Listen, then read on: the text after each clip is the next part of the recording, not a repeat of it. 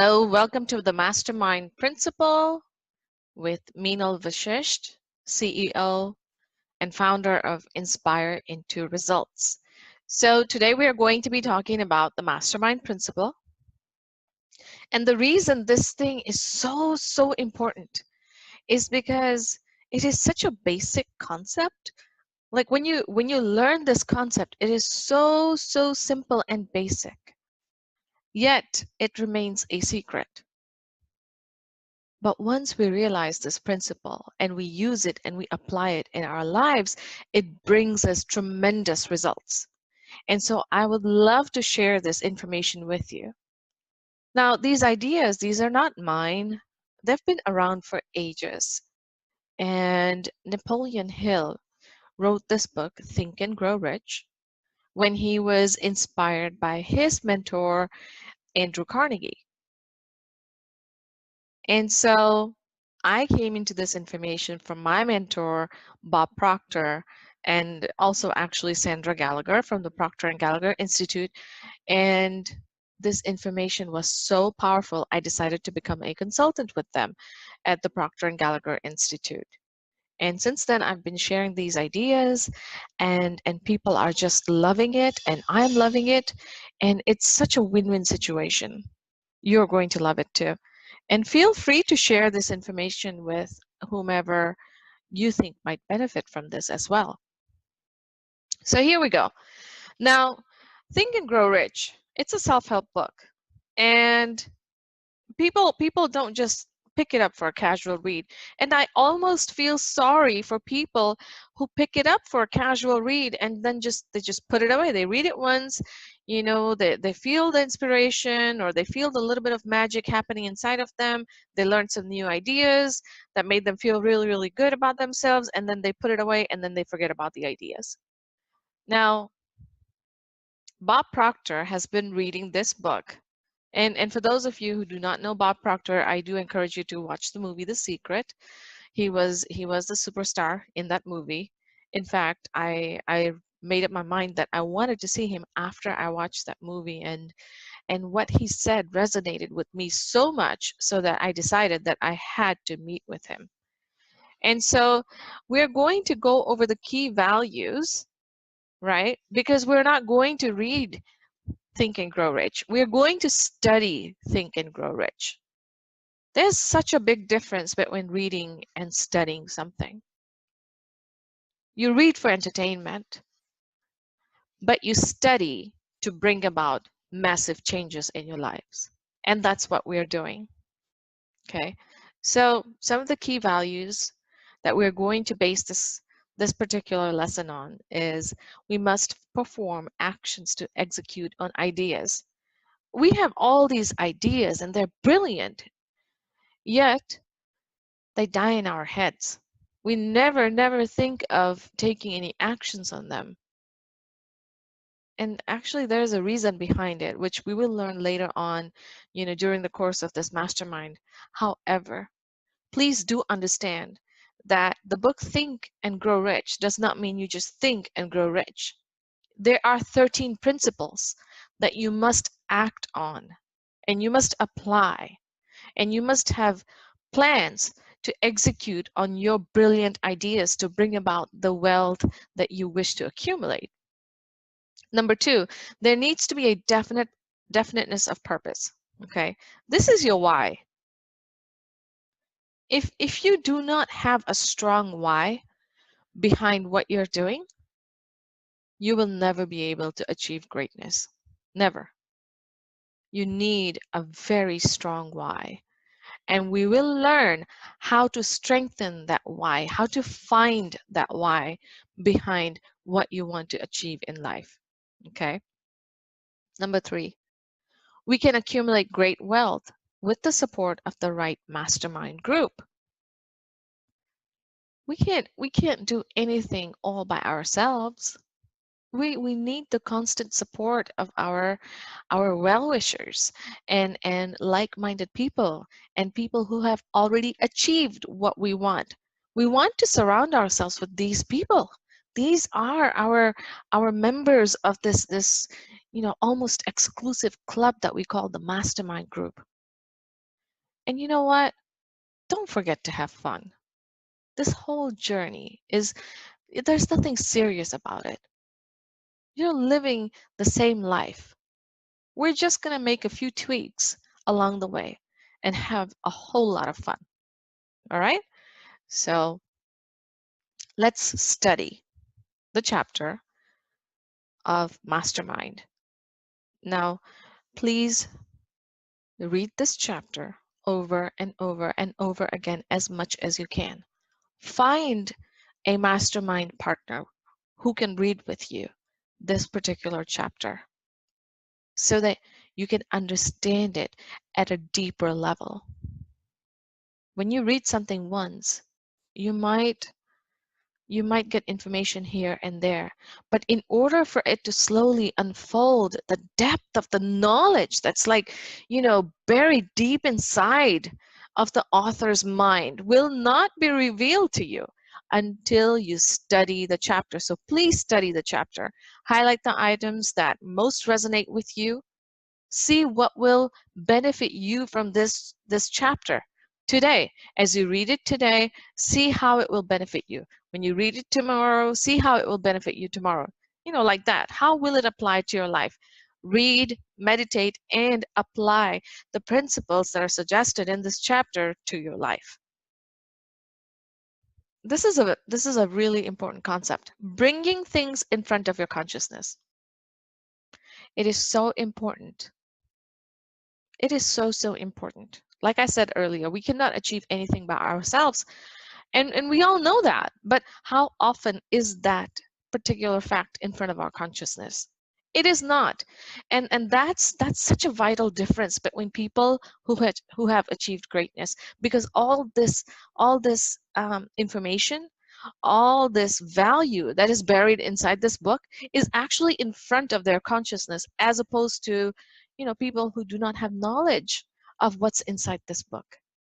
And I'm not saying this is the only great book or this is the greatest book, but this is one of the greatest books that can take you to greatness if you apply the principles consistently and persistently. Okay? Consciousness is so important. It is so important to be conscious. You must understand the value behind consciousness. Okay? Like I said right now, there are certain things that do not need to be said because it's common sense. Like what do you want? What do you want? It is so funny. It is really, really funny. When I ask people, what do you want? They really, really have to sit down and think about it. And a lot of people don't even have an answer. If you go and ask a child, what do you want? They will give it to you right away. But if you ask an adult, what do you want? They really have to think about it. And then there is never a clear answer. So guess what? There's all this vague and these ambiguous ideas just hanging around in their heads. And they'll say, okay, I want this, but then I want that, and then they never get anything because these ideas are so vague about what they want. There's no clarity, there's no definiteness. And that is why a lot of people are actually unhappy about what they're doing, because they go about without any clarity, without any definiteness. This is why things must be stated, even though they are obvious. Once they are in front of our consciousness, we're able to use it and apply it naturally.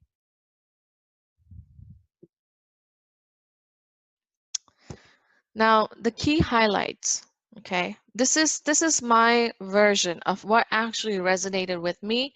And you know what? You can prepare your own. I encourage you to prepare your own.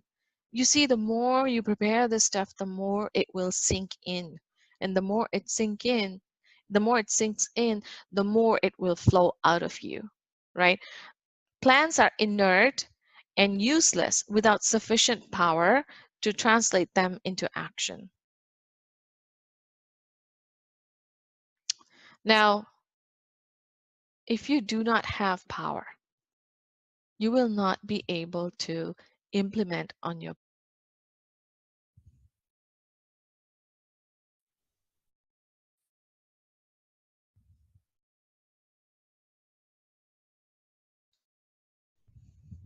If you do not have the necessary power, you will not be able to translate your plans into actions.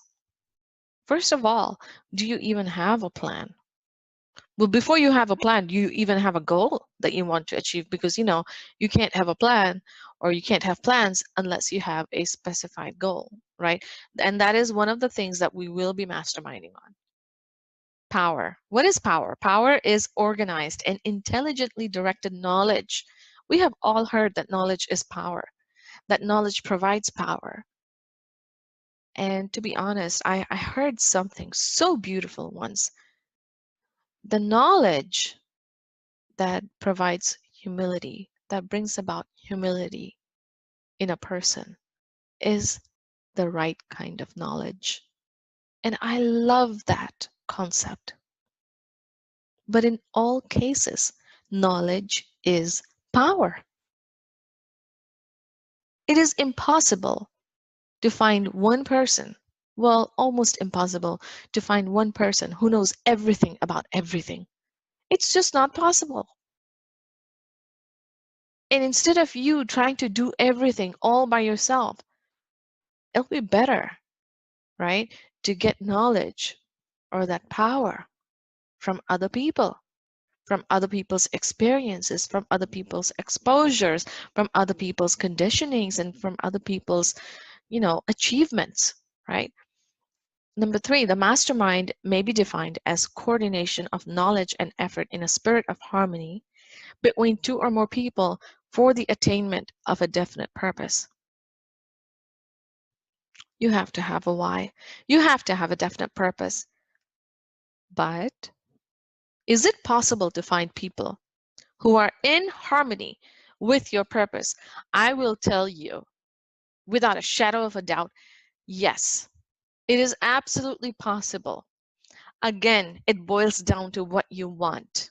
If you know what you want, you will get what you want, but you have to know it.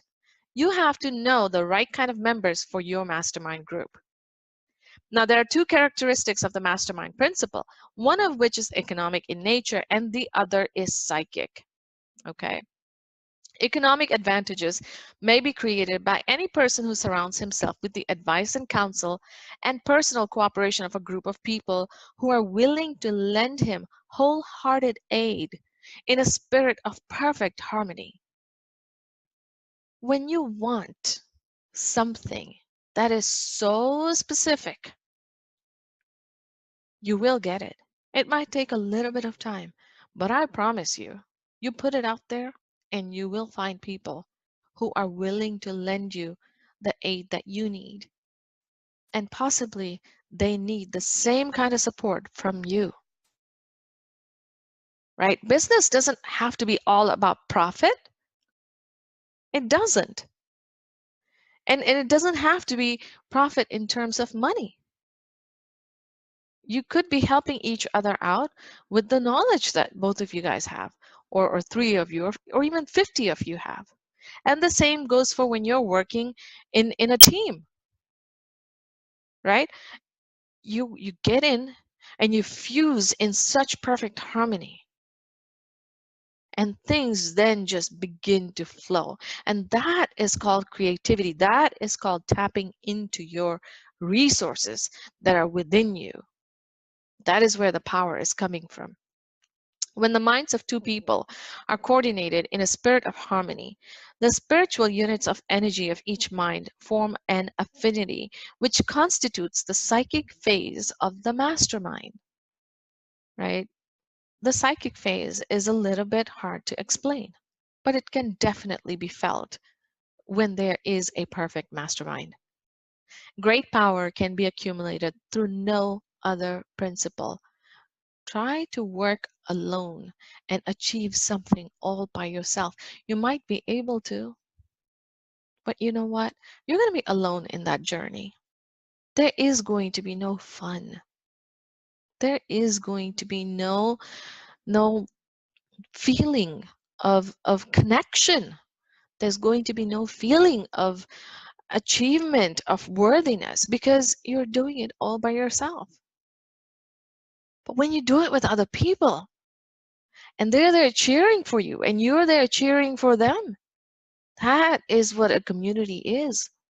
And that is how you come into great power. The brain is compared to a battery cell. The more battery, the more power. Therefore, people of great fortune surround themselves with people of great brains. There's a whole chapter in the book Think and Grow Rich dedicated to brains. And I really, really encourage all of you to read that particular chapter to understand the depth of what the author is trying to say over here. People take on the nature and the habits and the power of the thought of those with whom they associate in a spirit of harmony. If you hang out constantly with 5 smokers, you will be the 6th smoker. There's no ifs, ands, or buts about it. In a spirit of harmony, that is. Henry Ford formed alliances with 4 great minds. He added to his own brain power the sum and substance of intelligence, experience, knowledge, and spiritual forces of these 4 men using the principles described in Think and Grow Rich. And guess what? This principle is available to us today. So we can definitely use it, and we can definitely bring power into our mastermind.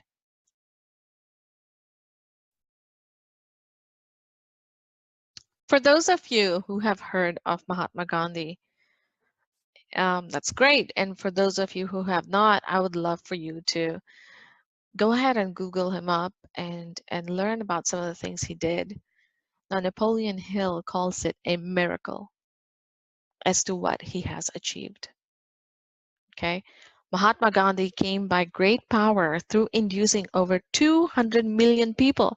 Can you imagine 200 million people? Try to get 2 people to get along. And I promise you, over a length of time, it's the bubble is gonna burst. And he got 200 million people to walk out of their homes unarmed to go against the greatest empire on earth at that time. Unarmed. 200 million people. Okay, in a spirit of harmony. And I have used the word or the phrase spirit of harmony over and over. Let's decode this word a little bit, or this phrase a little bit, right? The spirit of harmony. I believe it means total surrender to a cause that is greater than you. It's so big that nothing matters. Your body doesn't matter. Your mind doesn't matter. You have all come together to become one mind. It's total surrender to the cause. And these people surrendered to the cause of gaining independence of the nation. And they did.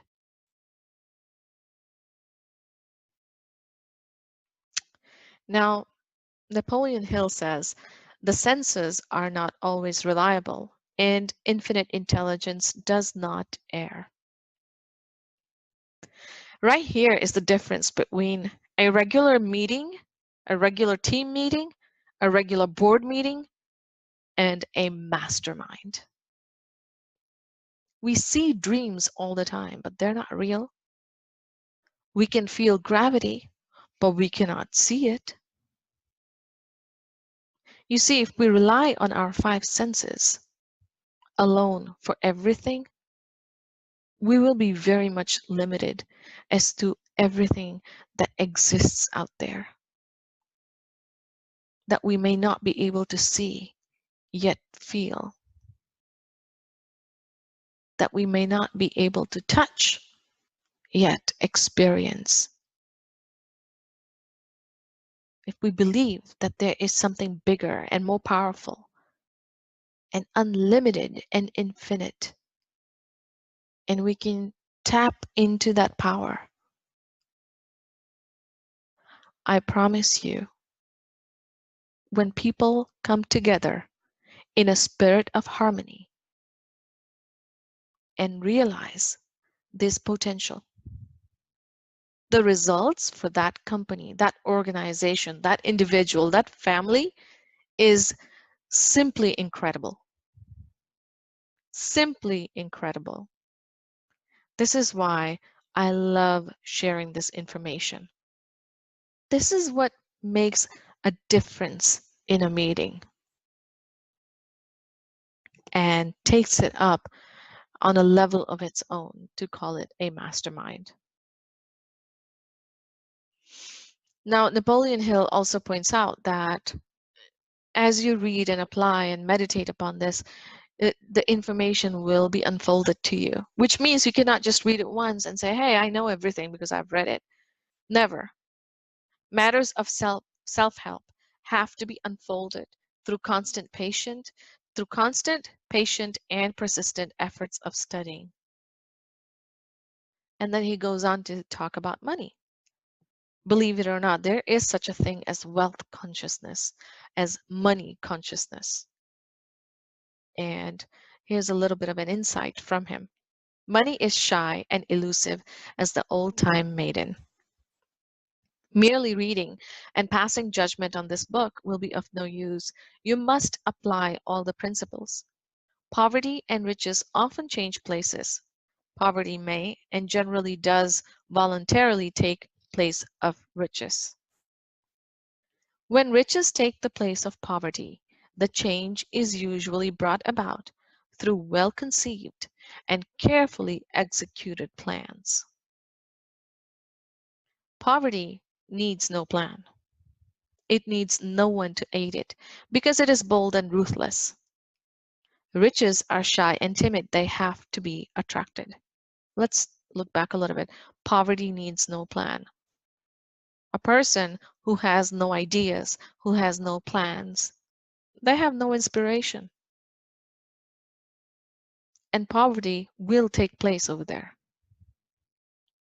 A person who has ideas, who has plans, who is inspired and open to learning and wanting to collaborate and progress in life, that person will make conscious effort to attract riches. And when they do, they attract the riches. It's very simple. And this concludes our mastermind principle study of chapter 10 of Napoleon Hill's Think and Grow Rich. Okay, I would love to have your feedback. Please feel free to email me at inspireintoresults.com. You can look me up on my website, inspireintoresults.com. We have a Facebook page. I have a LinkedIn presence as well, and we can connect in those ways. Thank you, and I hope you have a wonderful, wonderful day.